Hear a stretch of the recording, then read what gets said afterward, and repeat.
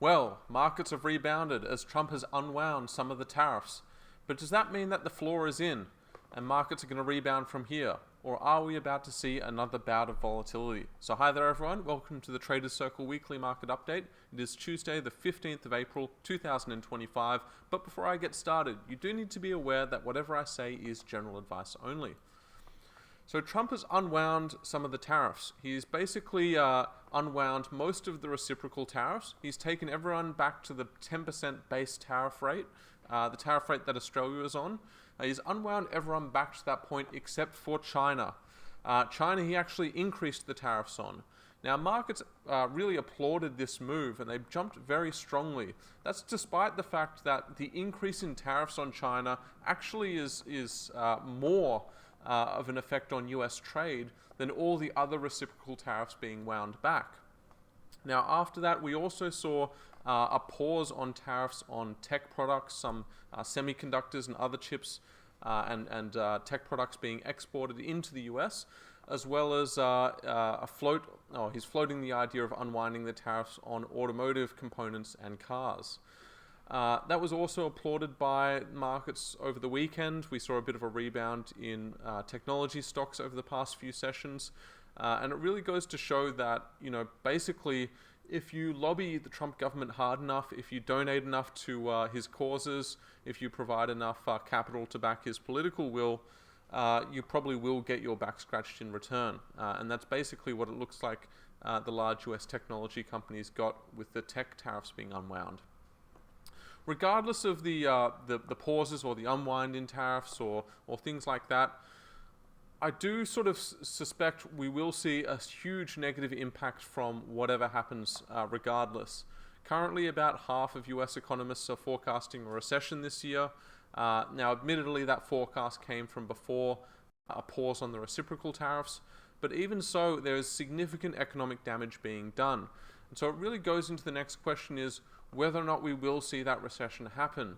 It's a bit hard to say, but I will suggest that we haven't seen the true effects of tariffs start to happen yet. In fact, the US government hasn't even been able to levy the tariffs because their system for implementing them failed. So at the moment, they're basically writing or having companies write IOUs to them and hope that those companies will pay those tariffs later. Regardless, they will get that system working, they will start levying the tariffs soon, and I suspect it's going to be a pretty severe negative economic outcome for the US. I think it's really, it can't be overlooked how damaging this will be. Now, some large technology companies have got exemptions or pauses for themselves for a bit.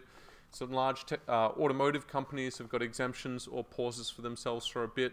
But for many companies who don't have friends in the White House, this is going to pretty much kill their businesses. We will see a rough period of transition where a lot of businesses who import components from Asia or other parts of the world are basically going to be put out of business. Once again, this is the US government picking winners and losers, and no surprise, they've picked their friend Elon Musk, an automotive component importer, the other sort of tech billionaires obviously importing tech products from Asia. Really, it's the smaller guys, maybe in the agricultural sector, maybe in the other consumer goods sectors. They're the ones who are going to pay the price, and it's the American consumers who are also going to pay the price.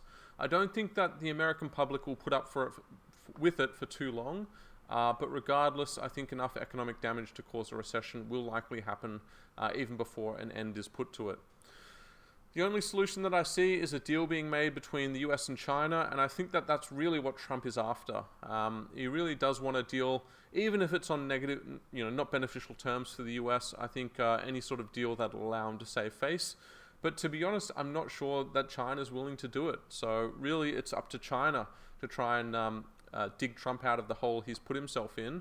And I don't know if they will be willing to do so.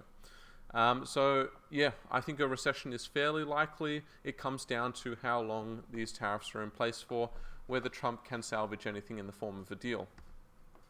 What about Australia? Australia is fairly well insulated from the Trump tariffs. Obviously, there are some tariffs on Australia where tariffed at the base 10% rate. I don't think that's going to be, at all significant for us. He has floated the idea of tariffs on pharmaceutical and medical products, and that could impact some ASX listed companies. And also, we've got a lot of material stocks that might be impacted from a downturn in the Chinese economy. But overall, I don't think we're going to see too significant an effect. However, our markets have followed US markets. If US markets go lower, perhaps due to a US recession, our market will head lower as well. If they rebound, our market will rebound as well. The Australian market has not really been trading under its own steam or merit for 2 years. Now, the reason I say that is Australian earnings, company earnings for the share market have declined for 3 years straight. And yet our markets rallied very strongly in that time. If it weren't for the US and if it weren't for the extreme amounts of US government money printing, our market would be no higher than it was 3 years ago. One potential bullish bullish carrot dangling in front of our market is that the RBA is probably going to cut rates soon. In fact, today we saw the RBA meeting minutes from their April meeting, and they basically said they were going to cut in May. They said that May would be the opportune time to reassess policy, and they're not going to lift rates, that's for certain, so I would suspect they're gearing up for a May rate cut. Subsequent to that, the financial markets are predicting about another 4 RBA rate cuts, so 5 rate cuts from here in calendar 2025. And like I said, that's a pretty bullish thing for our market, a bit of a bullish carrot dangling in front of ASX shares, and I think no surprise, we saw a little bit of strength from our banks today.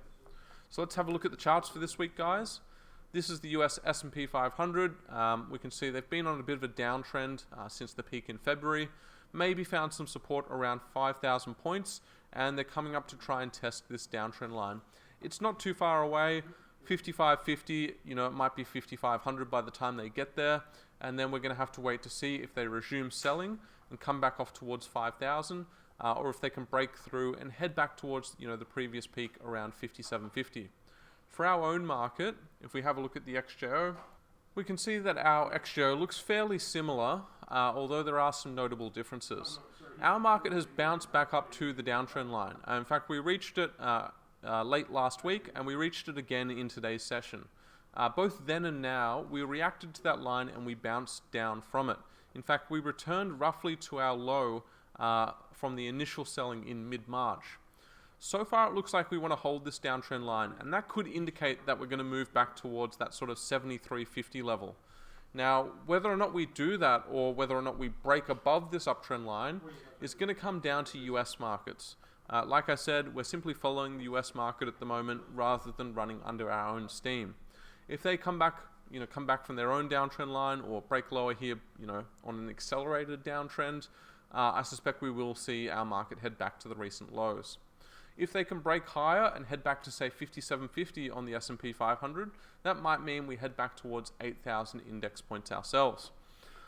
So we'll wrap it up there for this week, guys. We're basically waiting to see if Trump can scrounge some sort of deal, even if it isn't beneficial for the US, something that'll allow him to save face and send markets back up, or if he proves stubborn and is unable to make a deal and we see the US head towards recession.